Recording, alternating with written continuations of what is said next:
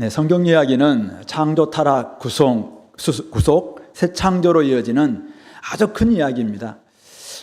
성경에서 우리에게 알려주고 있는 바는 원래 창조가, 원래 계획이 무엇이었는가, 이걸 통해서 우리가 회복해야 될 모습이 무엇일까, 이것을 보여주기도 하고요.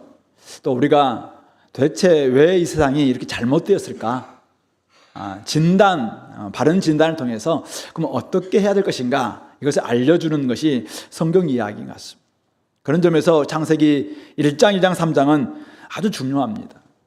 처음 인류가 하나님과, 창조 하나님과 어떤 관계에 있었는가, 우리가 이것을 살펴보았습니다. 하나님과 인간 사이에는 단 하나의 금기사항만 있었죠.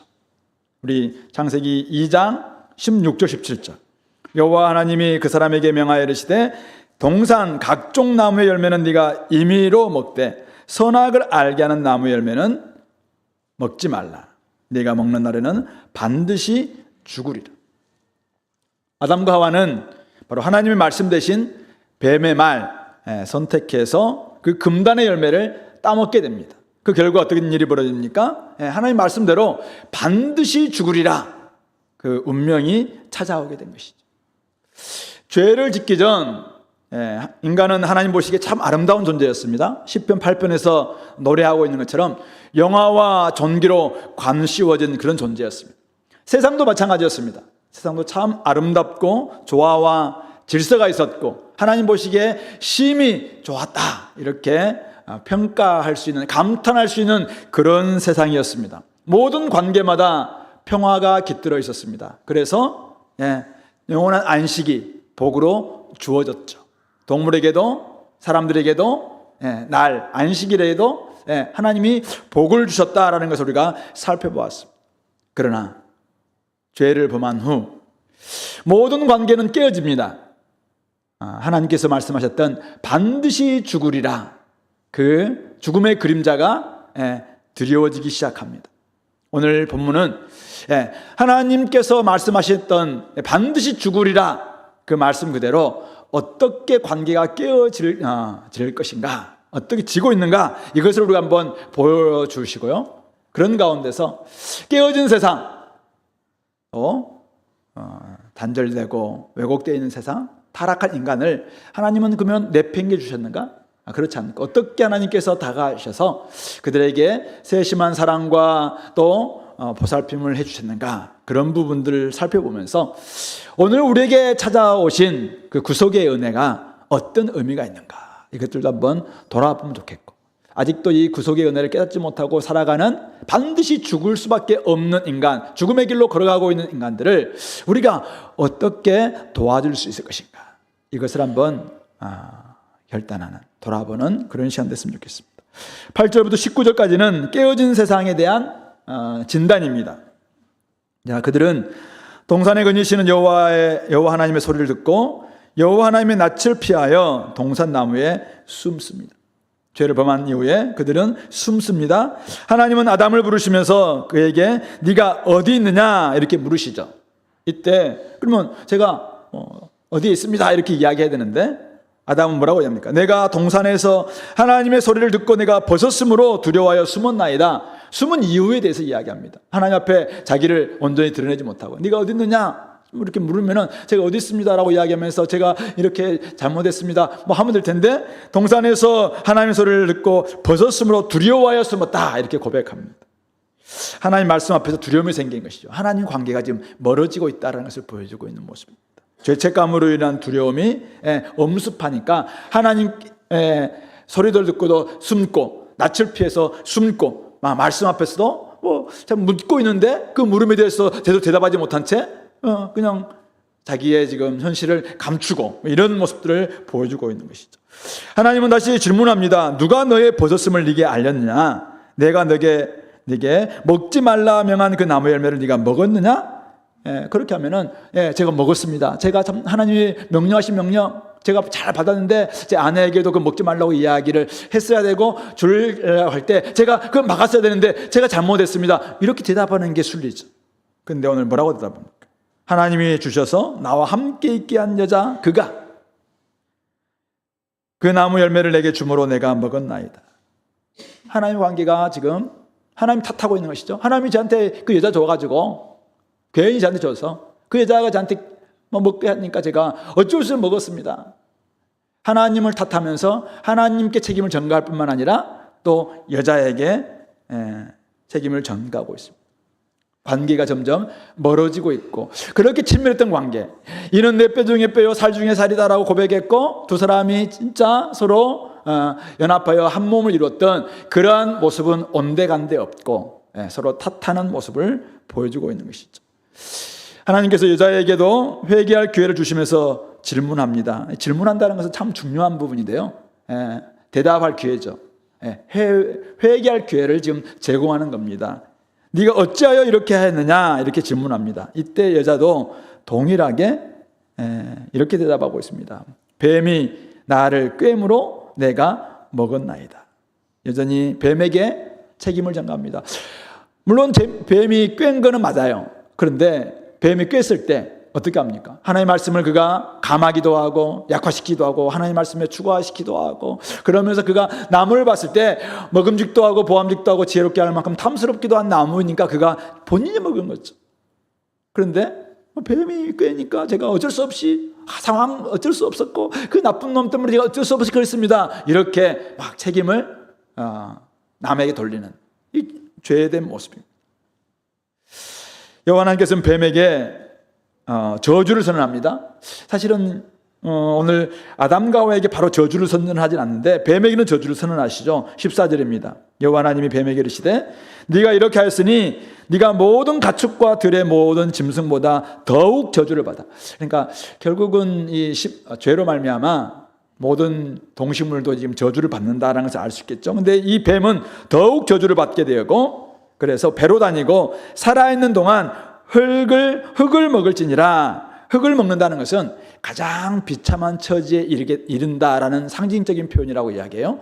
흙을 먹고 사는 존재, 가장 비참한 처지, 그런 피조물이 된다라는 것을 하나님께서 말씀하고 있습니다. 그러면서 15절 아주 이상한 말씀을 하나 하시는데, 내가 너로 여자와 원수가 되게 하고 네 후손, 뱀의 후손도 여자의 후손과 원수가 되게 하리니 여자의 후손은 네 머리를 상하게 할 것이고 너는 그의 발꿈치를 상하게 할 것이다 라는 것을 말씀하고 있습니다. 여자와 원수될 뿐만 아니라 여자의 후손, 원수대에서 나중에 정말 너의 머리를 상하게 할 것이고 너는 그의 발꿈치를 상하게 할 것이다. 이건 나중에 다시 한번 이 부분들에 대해서는 설명해 보도록 하겠습니다. 여자와 남자에게도 하나님께서 죄에 따른 심판을 선언하시는데요, 16절이 여자에게 주시는 심판 선언입니다. 내가 네게 임신하는 고통을 크게 더하겠다 이렇게 말씀합니다. 원래 생육하고 번성할 때 임신하고 생산할 때 고통이 있었을까 없었을까 성경에 나와 있지 않아요. 근데 크게 더하겠다 이렇게 이야기하고 있습니다. 잉태하는 고통 더할 뿐만 아니라 수고하고 자식을 낳을 것이다. 자식을 낳는 게 기쁨이었습니다. 생육하고 번성하는 것이 기쁨이었고 하나님께서 주신 그 명령 그대로 하는 게 기쁨이었습니다. 근데 이제는 수고하고 자식을 낳는 이런 엄청난 고통이 따르기 때문에 이제는 생육하고 번성하라는 그 하나님의 명령도 이제는 거부할 수밖에 없는, 그래서 끊임없이 지금 여성들에게 많은 고통이 따른다라는 것을 이야기하고 있죠. 너는 남편을 원하고 남편은 너를 다스릴 것이니라. 이전에는 남편과 서로 정말 상호 보완적인 관계, 돕는 배필의 관계였습니다. 하나님이 정말 돕는 자였는 것처럼 여성이 아내가 남편에게 참 돕는 자였고 두 사람은 참 좋은 관계였습니다. 그래서 이는 내 뼈 중에 뼈요 살 중에 살이다라고 서로 막 사랑의 세나르데를 부르던 그런 관계였습니다. 그런데 완전 바뀝니다. 너는 남편을 원할 것이고 그리고 남편은 너를 다스릴 것이다. 4장에 가면은 가인에게 하나님 주셨던 말씀이 4장 7절이죠. 죄가 너를 원하나 너는 죄를 다스릴 것이니. 죄와 가인의 관계가 대립관계죠. 죄는 끊임없이 그를 원하고 너는 죄를 다스리는 것처럼 아내는 남편을 막 원할 겁니다. 그런데 남편이 그를 다스리는 대립관계가 될 수밖에 없다라는 것을 말씀하고 있는 것입니다. 남자에게는 어떤 심판이 내려집니까? 17절입니다. 네가 내 아내의 말을 듣고 내가 내게 먹지 말란 나무의 열매 먹었기 때문에 땅은 그로 말미암아 너는 저주를 받는다 이렇게 말하지 않고 땅이 너로 말미암아 저주를 받는다. 그래서 왜 인간이 죄를 범했는데 땅이 저주를 받는가? 인간과 땅은 불가분리의 관계. 그래서 인간이 악하면은 땅도 악해집니다. 그래서 인간이 죄를 막 범하면은 이게 바로 죄악의 땅이 되는 것이죠. 저주받는 땅이 됩니다. 그래서 인간이 바로 약속의 땅에 들어가서 막 죄를 범했잖아요. 그러면 그 땅도 사실 저주를 받게 되어 있어요. 그래서 하나님이 같이 쓸어버리는 것입니다. 노아의 홍수도 바로 그런 의미가 있는 것이죠. 어쨌든 땅은 너로 말미암아 저주를 받고 너는 평생에 수고하여야 그 소산을 먹는 이런 관계가 된다. 땅은 너한테 어떤 일을 할 것인가? 땅이 네게 가시덤불과 엉겅퀴를 낼 것이다. 그래서 네가 먹을 것 밭의 채소인데 앞으로 채소를 막 가꾸고 할 텐데 사실은 채소를 곧장 내기보다는 때로는 막 가시를 내고 엉겅퀴를 내고 그래서 그것을 다 또 개간하려면 수고할 수밖에 없는 이런 이제는 모습이 될 수밖에 없다. 그래서 사실은 인간의 죄 때문에 땅도 고생이 땅도 저주를 받았기 때문에 땅도 고생이고 또 저주받은 땅에서 인간이 막 개간하기 때문에 인간도 고생이고 그래서 우리 로마서 8장에 보면은 인간이 탄식하는 존재가 피조물도 탄식하고 인간도 탄식하고 또 그런 가운데서 말할 수 없는 탄식으로 또 성령님도 우리를 위해서 막 탄식하면서 기도하고 이런 탄식의 주체가 나오는데 어쨌든 이것이 다 지금 타락의 결과 이런 일이 벌어졌다라고 이야기하고 있는 것이죠. 네가 흙으로 돌아갈 때까지 이제는 인간이 하나님과의 관계가 멀어지니까 결국 하나님과의 단절되니까 죽음이 찾아오는구나 것을 보여주고 있죠. 흙으로 영적 죽음이 이제는 육체적 죽음으로 이제 이렇게 이어지는데요. 네가 흙으로 돌아갈 때까지 얼굴에 땀을 흘려야 먹을 것을 먹으리니 네가 그곳에 취함을 얻었습니다. 흙 히브리어로 아다마인데 거기서 이제 아담이라는 단어가 나왔는데 이제 네가 거기서 왔는데 흙이기 때문에 흙으로 돌아갈 수밖에 없다. 그래서 그렇게 죽음으로 나아갈 텐데 그때까지는 수고의 땅에서 이제는 정말 땀을 흘릴 수밖에 없고 수고하고 고통하고 이런 모습이 될 수밖에 없다는 것을 말씀하고 있는 것입니다. 이것이 바로 8절부터 19절까지 죄로 말미암아 이 땅에 벌어진 일들입니다. 그리고 지금도 벌어지고 있는 일들입니다. 앞으로 벌어지고 있을 일입니다. 깨어짐과 심판의 모습. 죄의 결과 반드시 죽으리라. 그 죽음의 그림자가 이 땅 가운데 드러워지고 있는 모습.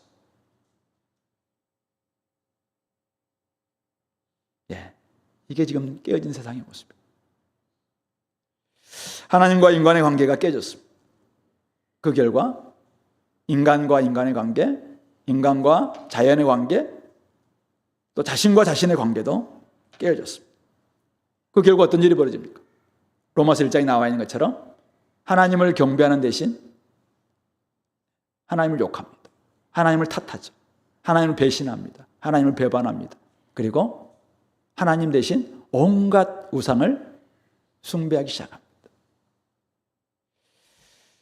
하나님의 형상으로 지음받았고 존귀와 영화로 관씌워졌던 그런 존재가 죄로 말미암아 하나님 관계가 다 깨지니까 하나님 관계가 단절되니까 그 영향이 전방위적입니다.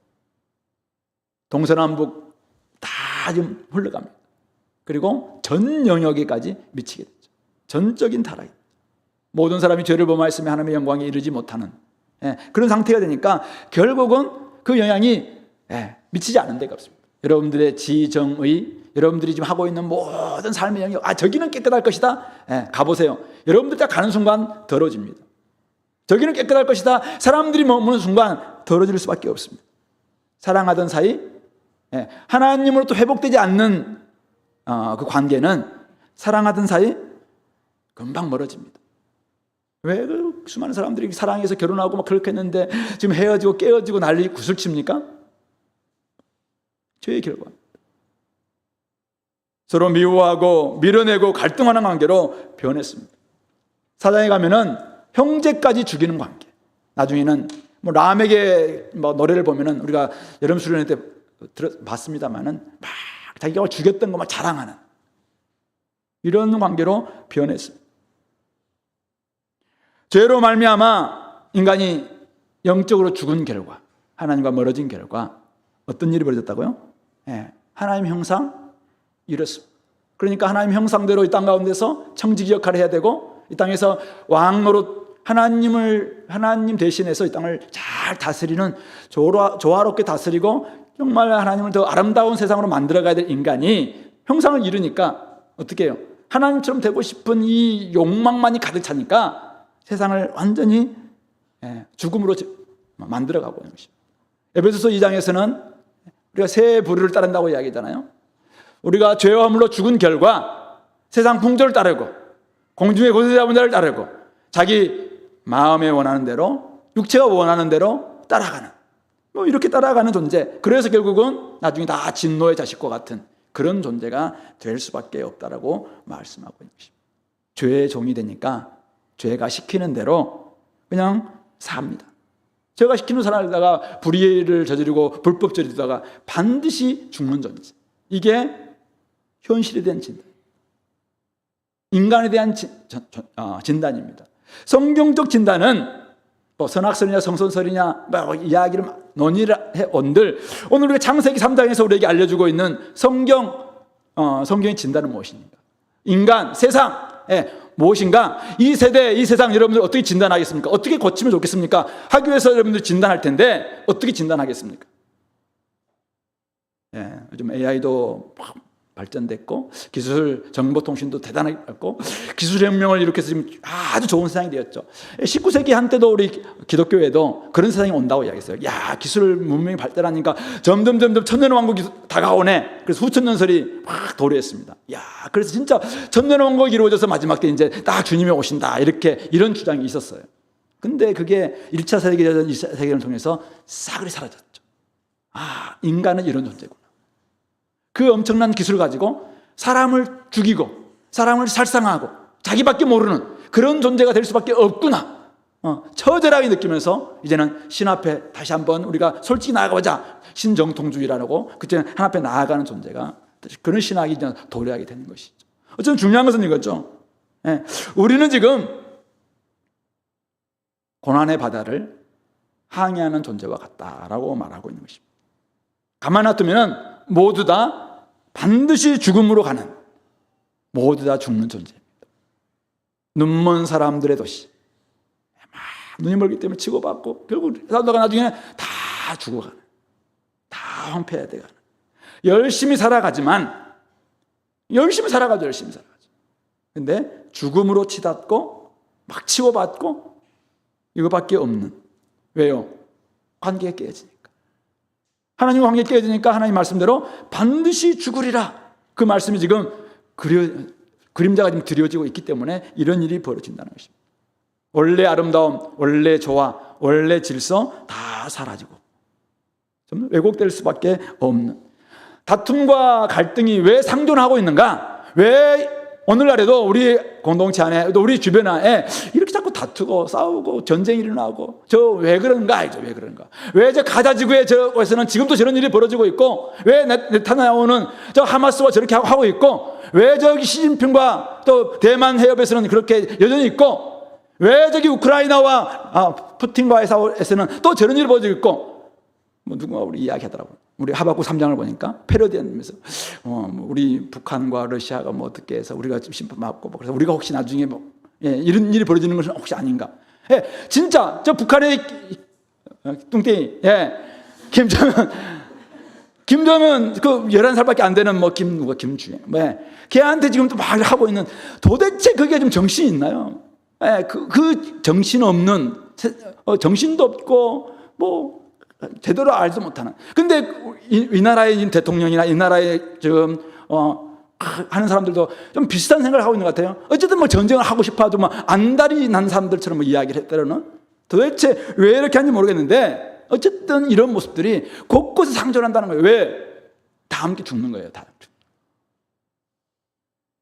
다른 일보다 좀 낫다고 할 수 있겠지만은 모두 다 반드시 죽는 세상. 여자는 여자대로, 남자는 남자대로, 피조물은 피조물대로 다 고통받고 있는 세상이죠. 인간의 죄 때문이죠. 죄 때문에.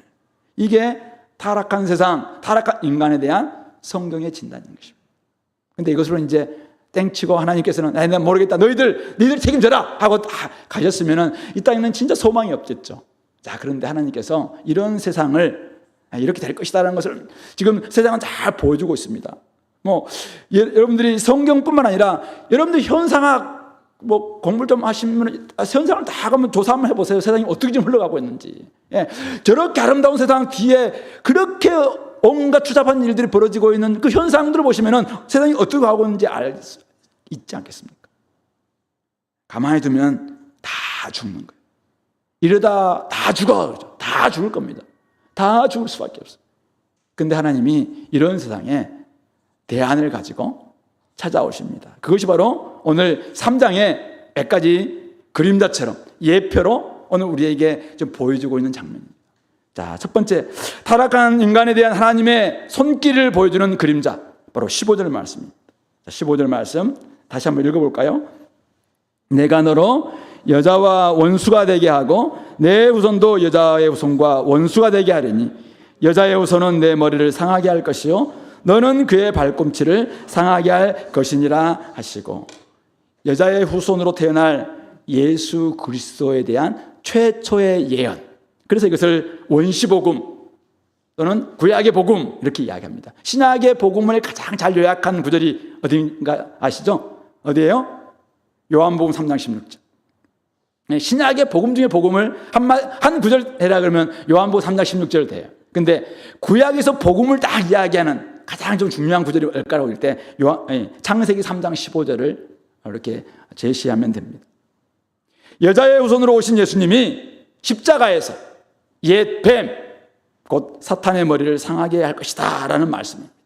자, 우리가 그 말씀을 한번 어떻게 할까요? 우리 로마서 16장을 잠깐 볼래요? 로마서 16장. 로마서 16장 20절.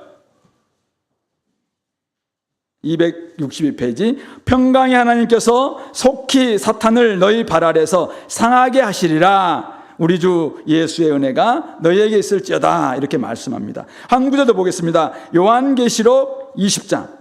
요한계시록 20장. 마지막 장 앞에. 요한계시록 20장 1절부터 3절 말씀 제가 한번 읽어보겠습니다. 요한계시록 20장입니다. 또 내가 보매 천사가 무저갱의 열쇠와 큰 쇠사슬을 그의 손에 가지고 하늘로부터 내려와서 용을 잡으니 이 용은 곧 옛 뱀이요 마귀요 사탄이라. 잡아서 1000년 동안 결박하여 무저갱에 던져놓고 잠그고 그 위에 임봉하여 1000년이 차도록 다시는 만국을 미혹하지 못하게 하였는데 그 후에는 반드시 잠깐 노일이라. 하나님께서, 예수님께서 이것을 철저히 이제는 결박합니다. 그러나 잠시 놓을 거예요. 그러나 10절 말씀, 10절. 또 그들을 미혹하는 마귀가 불과 유황못에 던져지니 거기는 그 짐승과 거짓 선자도 있어서 세세토록 밤낮 괴로움을 받으리라. 예수님을 통해서 결국 십자가에서 이 사탄의 머리, 옛 뱀의 머리를 이제는 상하게 해서 결국 그가 나중에 심판받게 되고 영원한 불못에 거짓 선지자들과 그리고 그 앞에서 막 권세를 부렸던 자들 다 함께 영원한 불못에 던져진다. 사탄의 멸망을 예고하고 있는 그런 장면입니다. 그런데 우리 예수님이 그러면 여자의 후손이라는 걸 어떻게 알 수 있는가? 잘 알다시피 처녀가 잉태하여 그 말씀도 있겠지만 우리 갈라디아서 4장 4절 5절 말씀 볼까요? 갈라디아서 신약성경 갈라디아서 4장 4절 5절 말씀. 자, 306페이지입니다. 이건 같이 한번 읽어볼까요? 때가 참에 하나님이 그 아들을 보내사 여자에게서 나게 하시고 율법 아래에 나게 하신 것은 율법 아래에 있는 자들을 속량하시고 우리로 아들의 명분을 얻게 하려 하심이라. 그렇습니다. 바로 창세기에 여기에서 구원 계획을 준비하셨던 하나님께서 때가 참에 그 아들을 보내사 여자에게서 나게 하십니다. 그래서 이제는 율법 아래 우리 모든 사람들 다 속량하고 값을 지불하고 우리를 샀다는 말이 속량이잖아요. 그래서 해방시켜 주시고 우리로 아들의 명분, 하나님과 원래 자녀의 관계인 우리가 이제는 죄로 말미암아 그런 모습이 다 사라졌는데 이제는 아들의 명분을 얻게 하심으로 말미암아 성령을 주셔서 아바 아버지라고 부르게 하신 사건이 바로 예수님의 사건이다라는 것을 바울 사도가 말씀하고 있는 것입니다. 그러므로 예수님은 인간을 죽음으로 몰아넣었던 이 죄의 문제를 해결함으로 구원을 이루셨습니다. 이 놀라운 구원 계획이 바로 죄를 다 범하는 이 시점에 창세기 3장에서 타락한 인간을 위해서 준비하신, 예비하신, 아주 오래전에 예비하신 하나님의 선물이다라는 것을 지금 말씀하고 있는 것입니다. 하나님께서 인간을 얼마나 사랑하시는지, 또 인간을 얼마나 아시는지, 인간이 얼마나 연약해서, 얼마나 인간이 죄인이어서, 인간이 얼마나 하나님과 원수되어서 인간에게는 어떤 대안도 없다는 것을 하나님 잘 아세요. 그러니까 인간이 티끌에 불과한 존재이고 영계에 불과한 존재라는 것을 너무 잘 아시니까 인간 안에서는 구원 계획이 나올 수가 없어요. 인간 안에는 어떤 대안이 나올 수가 없어요. 그래서 하나님께서 바로 이 타락으로 말미암아 그들을 심판하는 이 자리에서 지금 구원 계획을 말씀해요. 내가 이거 지금 말씀하고 있는 것이죠. 타락한 인간을 위한 구원 계획이죠. 이 놀라운 구원 계획이 오늘 우리에게 당도했다는 사실이죠. 때가 참에 여자에게서 나신 예수님을 통해서 우리의 모든 죄 문제를 해결해 주시고 속량하시고 우리를 구원하여 주사 아들의 명분을 얻게 하심으로 말미암아 우리가 믿는 사람마다 성령님을 다 주시는 그 성령님께서 우리를 인쳐주시고 보증이 되어주셔서 나중에 영원한 기업을 얻을 수 있도록 다 확증해 주시는 그 놀라운 은혜가 오늘 우리 가운데 임했다는 사실이죠. 그런 점에서 오늘 하나님께서 이 여자의 후손으로 구원 계획을 준비하신 것, 이것이 하나님의 세심한 배려다라는 것을 알 수가 있는 것입니다. 두 번째는 21절인데요. 자, 여호와 하나님이 아담과 그의 아내를 위하여 가죽옷을 지어 입히시니라. 자, 그런데 이 말씀하기 전에 아담이 오늘 그의 아내 이름을 하와라고 짓습니다. 근데 이 이름은 이제 그동안은 아내 이샤에게 이렇게 이샤로 한번 불렀겠죠. 근데 지금 하와다, 너는 하와다 이렇게 이야기합니다. 근데 그렇게 한 이유는 그는 모든 산자의 어머니가 됨이니라. 이 하와란 뜻이 1번 밑에 가보시면 생명이란 뜻이거든요. 생명. 네가 이제는 생명을, 네가 진짜 여자의 후손 가운데서 이제는 누군가가 와서 결국 우리를 구원한다면은 네가 진짜 얼마나 중요한가. 네가 생명을 낳고 생명을 낳으면서 언제 올지 모를 그 여자의 후손, 그 여자의 후손이 결국 모든 산자가 될 수 있다면은 야, 너는 정말 산자의 어머니다. 그래서 너는 하와다. 이렇게 이제 불러준 것이죠. 그러니까 결국 이 아담이 하나님의 이 말씀을 믿었다라는 것을 알 수 있겠죠. 그러니까 하나님이 믿은 아담과 하와에게 오늘 21절 여호와 하나님이 아담과 그의 아내를 위하여 가죽옷을 지어서 입히시니라 라고 이야기하고 있습니다. 가죽옷, 어떤 옷입니까? 짐승의 피를 흘리고 그 가죽으로 옷을 지어 입혔다라는 것이죠. 추위와 앞으로 살아갈 힘든 상황, 환경으로부터 보호해 주기 위한 그런 옷일 것입니다. 그동안 그들이 만들어 입었던 옷은 무화과 나무 옷, 금방 시들 수밖에 없는 그런 옷이었습니다. 그러나 가죽옷이기 때문에 훨씬 더 내구성이 있는 반연구적인 그런 옷이죠. 오늘도 아까 가죽옷을 입고 오신 분들이 있던데, 오래 입을 수 있어요, 여러분들. 몇 기를 지나가도 입을 수 있는 그런 옷일 거예요. 가죽옷, 그렇습니다. 가시와 엉겅퀴, 해충이라는 나쁜 환경에서 살아갈 수밖에 없는 이제 그들. 땅이 저주를 받았기 때문에 땅에서 가시덤불이 나오고 엉겅퀴가 나오고 해충도 나오고 이런데 거기에 딱 알맞는 시적절한 옷, 이것을 하나님께서 입혀주신 것이죠. 근데 이 가죽옷은 이제 많은 우리 성경학자들이 결국은 짐승의 피를 흘려야 만들 수 있다는 점에서 이 가죽옷은 바로 그리스도의 대속의 십자가, 대속의 은총으로 말미암아 우리가 입게 될 의의 옷, 의가 전가됨으로 말미암아 우리가 입게 될 그 의의 옷을 상징하는 것이 아닌가, 이렇게 많은 사람들이 해석합니다. 일시적인 수치심만을 가리는 옷이 아니라 죄와 죄책을 다 가릴 수 있는 의의 옷에 대한 그림자를 오늘 주님께서 마련하셨다는 것입니다. 물론 그들은 자신들의 잘못으로 말미암아 죄값을 치를 수밖에 없었습니다. 그러나 하나님은 여전히 그들을 배려하시면서 그들이 연약할 때, 그들이 죄인 되었을 때 하나님께서 예수님을 보내주심으로 말미암아 지금 호의를 베풀어 주신다라는 것을 보여주고 있는 것입니다. 영원한 생명과 의의 옷을 입혀 주실 것임을 그들에게 잘 보여주고 있는 것입니다.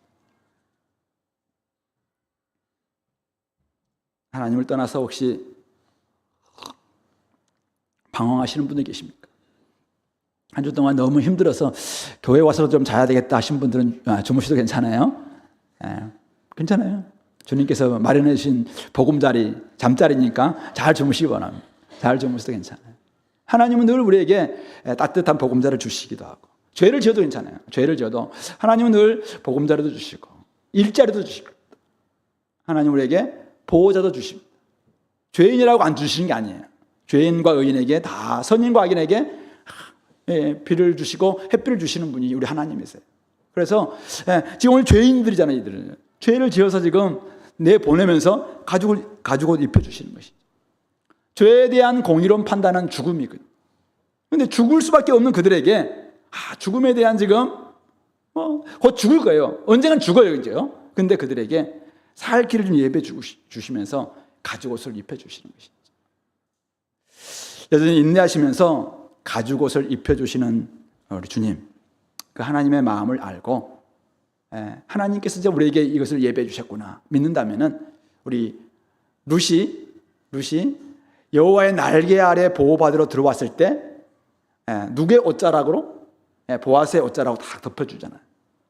오늘 하나님께서 여러분들이 하나님의 날개 그늘 아래 딱 들어오기만 한다면, 하나님은 여러분들에게 진짜 의의 옷을, 우리 주님께 주시는 의의 옷을 입혀주실 뿐만 아니라 오늘 우리가 살아갈 때 참 어려운 환경이에요. 어려운 환경, 살아가기가 힘든 환경이죠. 주님이 다시 오시는 그날까지는 이 타락한 세상에는 단식할 수밖에 없는 세상에서는 참 힘든 세상이죠. 그때 주님의 보호가 필요합니다. 근데 공동체에 있는 우리 보아스가, 아니면 또 다른 어떤 누군가가 하나님의 가죽옷과 같은 역할들을 해줄 수 있어요. 그런 점에서 우리가 좀 공동체 좀 이렇게 잘 기댔으면 좋겠습니다.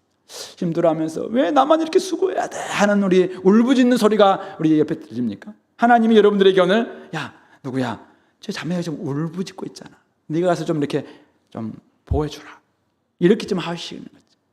그런 점에서 우리가 오늘 하나님은 지금도 힘들어하고 아파하고 고통하고 죄 가운데 살아가는 많은 사람들에게 가죽옷을 입혀주시는 분이세요. 날개 그늘 아래 보호받으러 들어오기만 한다면, 진짜 믿는다면 더욱더 의의 옷을 입혀주시겠죠. 그러나 어쨌든 하나님이 그런 분이시다, 사실을 기억했으면 좋겠습니다. 세 번째로 22절부터 24절인데요. 여호와 하나님이 이르시되 보라, 이 사람이 선악을 아는 일에 우리 중 하나같이 되었으니, 하나님같이 되었다는 것이죠. 하나님처럼 되었어요. 선악을 알게 되었어요. 근데 하나님의 선은, 이게 하나님의 뜻이지, 하나님의 선이죠. 근데 인간이 선하다고 생각하는 것은 자기가 좋아하는 게 선이에요. 대부분 다 그래요. 그래서 자기가 이게 온전한 선을 모르니까 선악은 분별하는데 그 선악대로 행동을 할 수밖에 없어요. 자기가 좋아하는 걸 따라갈 수밖에 없어. 그러니까 어때요? 그런 상태 속에서 만약 생명나무 열매를 따먹게 된다면 어떻게 돼요? 악한 상태로 영구히 영생하게 되는 거잖아요. 지옥의 영원함이 그들 가운데 지어지는 것이죠.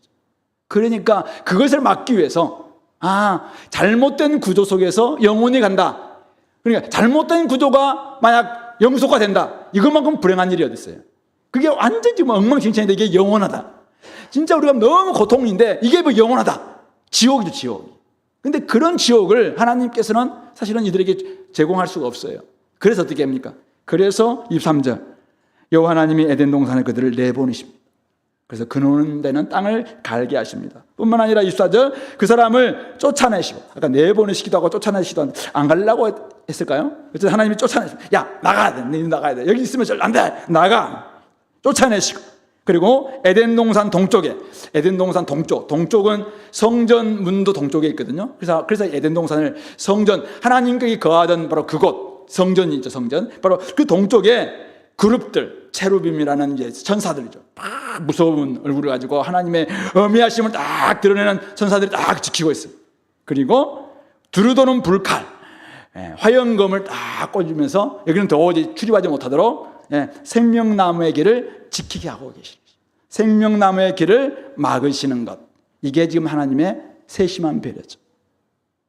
근데 만약 생명나무의 길만 딱 막고 뭐 어떤 대안도 없어. 그래서 네가 이 고통 가운데서 너는 네 죄값을 치르면서 살아가라, 이렇게 했다면은 이게 하나님 어떤 세심한 배려를 할 수 있겠습니까? 뭐 지옥만 못 가게 하면서 끊임없이 고통당하는 곳에서만 네가 지내야 돼. 그래서 길을 딱, 생명나무 그걸 먹어야 되는데 우리는 막 끊임없이 불로초를 막 구하려고 하는데 그는 못 먹고 길은 딱 막아놓고, 나머지는 고통당하는 세상에 네가 살아, 이렇게 한다면은 사실은 너무 좀 소극적이잖아요. 근데 하나님께서 이 막았다는 말은 뭐예요? 그러면서 창세기 4장부터 끊임없이 하나님께서 이제 일하시는 거죠. 구원의 새로운 길을 만드는. 그 새로운 길이 무엇입니까? 우리 로마서 6장 23절 말씀, 죄의 싹은 사망이요 하나님의 은사는 그리스도 예수 우리 주 안에 있는 영생이니라. 창세기 3장은 그 진리를 가장 잘 보여주고 있는 장면. 죄의 싹은 사망입니다. 죽을 수밖에 없어. 그리고 하나님의 은사는 그리스도 예수 우리 주 안에 있는 영생을 이제는 선물하기 위해서 하나님께서 그들에게 주시는 것입니다.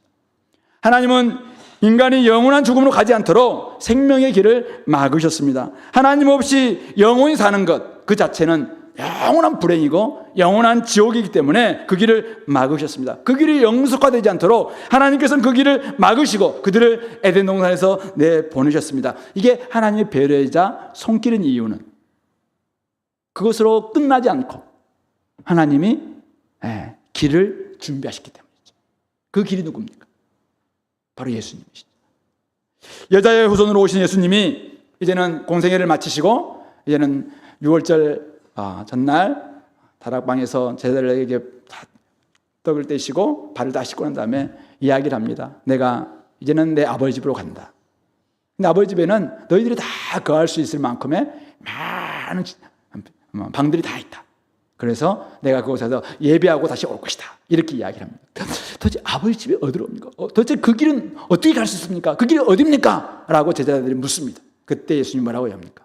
요한복음 14장 6절 말씀. 내가 곧 길이요 진리요 생명이니 나로 말미암지 않고는 아버지께로 올 자가 없느니라. 분명하게 말씀하셨습니다. 예수님을 통해서 하나님께로 나아간다면은 생명나무의 열매를 다시 먹고 영생을 얻을 수 있다라고 이야기하고 있죠. 그래서 요한 1서 5장 12절에서는 그러므로 아들이 있는 자는 생명이 있고 하나님의 아들이 없는 자는 생명이 없느니라 이렇게 말씀하셨고, 요한계시록 우리 2장 7절 말씀에서는 에베소 교회에게 우리 예수님께서 인자이신 예수님께서 이렇게 말씀하셨습니다.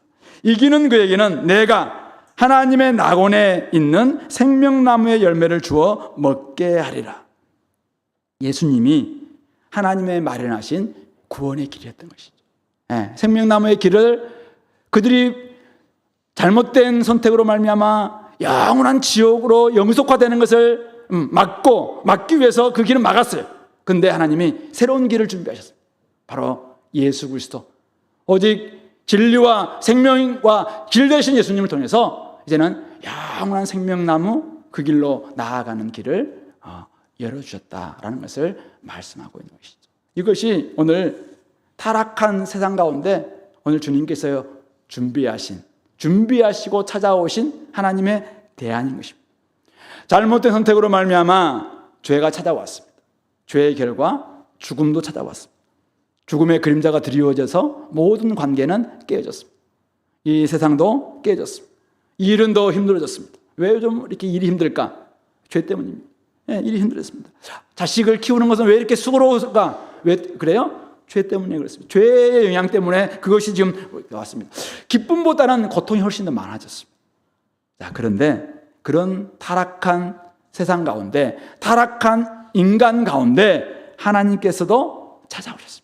죄도 찾아왔고 죽음도 찾아왔지만 하나님도 오늘 찾아오셨습니다. 오셔서 오늘 아담에게 질문하셨던 것처럼 누구야? 네가 어디 있느냐? 질문하십니다. 네가 어디 있느냐? 너의 실존의 자리를 지금 묻고 있습니다. 여러분들 지금 어디에 있습니까? 제가 오늘 예수 옆에 나와서 지금 주문의 교회 11시 40분 예배 드리고 있습니다. 다 여러분들은 이런 모습이죠. 제가 이미 생명을 얻고 주님 앞에 나오니까 너무 좋습니다. 이렇게 대답한다면 참 좋겠죠. 근데 오늘 찾아오신 주님께서 네가 어디 있느냐라고 물을 때 주님이 이 질문은 뭐예요? 나를 왜 믿지 않고 내가 준 이 엄청난 지금 구원의 계획도 준비했고 구원의 옷도 준비했고 구원의 길도 준비했는데 아직 그걸 거부한 채 네가 아직도 왜 그 죽음 가운데서 살아가면서 반드시 죽으리라는 그 말씀이 지금 이루어지고 있는 그 현장 가운데 왜 너는 아직도 있느냐? 그렇게 질문한다면은 책망하기 위해서가 아니라요. 여러분들 막 나무라고 지금 엄하게 꾸짖기 위해서 지금 그런 질문을 하는 게 아니라 부드러운 음성으로 네가 지금 어디 있냐? 네 이렇게 살면 네가 고생 아니냐? 평생 이렇게 살아간다면 네 너무 큰 고생 아니냐? 너의 아버지 이렇게 살다가 그냥 이렇게 왔는데 너도 이렇게 살다가 그렇게 된다면 어떻게 되느냐? 네가 있는 곳이 어디냐? 질문하고 있습니다. 그럴 때 주님의 음성 앞에서 솔직하게 자신을 한번 반응했으면 좋겠습니다. 자기 죄를 좀 인정하고 하나님이 부르시는 그 부르심 앞에 좀 응답했으면 좋겠습니다. 하나님이 오실 때 하나님 우리는 별 대안 없이 애들한테도 이해할 때가 있죠. 근데 하나님은 지금 대안이 있어. 대안. 그들은 잘못된 선택으로 영원한 죽음으로 지금 가는 그 길로 지금 걸어가고 있는데 하나님은 대안을 가지고 와서 네가 어디 있느냐를 묻고 있는 거예요. 하나님은 구원의 계획, 대안이 있습니다. 여자의 후손 이미 오셔서 다 이루셨고 다시 오시는 그 일만 남아있는 이 대안이 있습니다. 예수님을 딱 덧입는 순간 위에 더러운 옷들을 다 벗고 의의 옷을 덧입혀주시는 전가된 의를 덧입혀주시는 하나님의 대안이 있습니다. 길이요 진리요 생명이신 예수님, 그분을 통해서 생명나무의 열매를 맺고 영생을 누릴 수 있는 그 대안을 하나님은 가지고 있습니다. 그 하나님이 오늘 저와 여러분들에게 네가 어디 있느냐 이렇게 묻고 있는 것입니다. 고통의 세상에는 아무리 찾아봐도 별 대안이 없는 것 같습니다. 성경이 우리에게 알려주는 바는 고통의 확대 재생산만 있을 뿐입니다. 계속해서 막 열심히 살아가는데 그것이 더욱더 고통을 심화되더라. 다음 주 4장은 하지 않고 5장 뛰어넘겠습니다만은 4장이 보여주고 있는 게 뭐냐면은 이 고통이 더욱더 심화된다. 나중에 6장 가면 어때요? 더욱더 심화되니까 주님께서 내가 못 살, 더 이상은 내가 못 기다리겠다. 쓸어버리겠다. 이렇게 나가는 거죠. 바벨탑 사건은 엄청난 문명이 발달하는 것 같지만은 고통은 더더욱더 심화될 수밖에 없어요. 세상 가운데는 고통의 확대, 재생산만 있을 것입니다. 인간에게도 마찬가지죠. 그런 점에서 하나님 말씀을 좀 귀 기울였으면 좋겠고 이미 여러분들은 이 대안을 찾았고 그래서 구원의 계획, 이 계획이 이루어졌다는 것을 믿게 되었고 구원의 옷을 입었고 구원의 길을 통해서 생명나무의 열매를 맺고 지금 영생을 얻었죠. 이미 영생을 얻었고 나중에 주님이 오신 날 진짜 우리가 얻게 될 그 풍성한 지극히 풍성한 그 기업의 그 영광 이미 우리는 이제 확보하고 있어요. 보증금을 성령을 주셨잖아요. 그러니까 나중에 우리는 그거 다 얻게 될 겁니다. 근데 아직도 우리 주변에 이것을 알지도 못하고 길도 모르고 아직도 이 대안도 없으면서 약 살아가는 사람들이 있어요. 그런 사람들에게 이미 대안을 발견한 저와 여러분들이 주님이 찾아오셨듯이 우리가 찾아가야 되죠. 찾아가서 좀 그들에게 이 하나님의 음성을 들려주고 하나님의 대안을 좀 보여주고 그들을 좀 인도해야 되는 거 아닌가. 우리가 해야 될 일이 참 많을 거예요. 근데 주님이 오늘 말씀을 본다면은 주님 외 안에서 이루어진 일들을 많이 회복은 됐어요. 많이 새롭게 구속되고 회복은 되었음에도 불구하고 이 땅에서는 고통, 수고 계속 따라갈 수밖에 없을 것입니다. 그래서 그런 가운데서 오늘 주님께서 세상을 바꾸고 세상을 회복하기 위한 아주 하나님의 대안은 결국 예수 그리스도를 통해서 한 사람을 바꾸는 겁니다. 땅의 이 저주받은 땅을 회복할 수 있는 길은 지금 단식하면서 피도 세계가 계속 고대하고 있는 것이 바로 하나님의 아들들이 나타나기를 기다리고 있는 거잖아요. 우리가 제대로 하나님의 아들들에 대해서 회복되기를 좀 기다리고 있다면은 우리가 해야 될 일은 무엇인가? 사람을 바꾸는 일이고, 우리가 열심히 우리가 일들을 감당하되 그 안에서는 수고가 있을 것이고, 자식 키울 때도 수고가 있을 것이고, 또 일할 때도 수고가 있을 것이고, 분명히 있다고 이야기했으니까 수고의 땀을 흘릴 것입니다. 이것을 흘리되 하나님의 대안, 이 대안을 가지고 우리도 가서 살 길이 있더라. 우리에게 보호받는 길이 있더라. 우리가 진짜 승리하는 길이 있더라. 이것을 좀 우리에게 알려주는, 이거 들려주는 그런 일들을 우리가 감당해야 되는 거 아닌가요? 그런 점에서 우리가 11월 24일 전도 집회 그동안 노방전도 못 나온 분들 다 용서하겠습니다. 하나님도 다 용서하실 거예요. 근데 여러분들, 이제는 여러분들이 진짜 이게 대안이라고, 여러분들 발견한 대안이잖아요. 이 대안이 진짜 살 길이라고 믿는다면 이거 여러분들의 주변에 있는 친구들, 가족들, 우리 만기 형제 아버님 어제 소천하셨는데 믿겠다고 했다가 지금 더 이상 못 믿겠다 했다가 다시 마지막 때 어떻게 되셨는지 조금 잘 모르겠다고 이야기하시더라고요. 근데 만약 여러분들의 가족들이, 여러분들 친구들이, 여러분들이 사랑하는 누군가가 반드시 죽으리라, 영원한 하나님 없는 영속성인 지옥, 이걸 가게 된다면 여러분들이 어떻게 하겠습니까? 그런 점에서 우리가 이 부분들을 좀 감당하자, 그렇게 알 수 있게 되기를 간절히 소망합니다.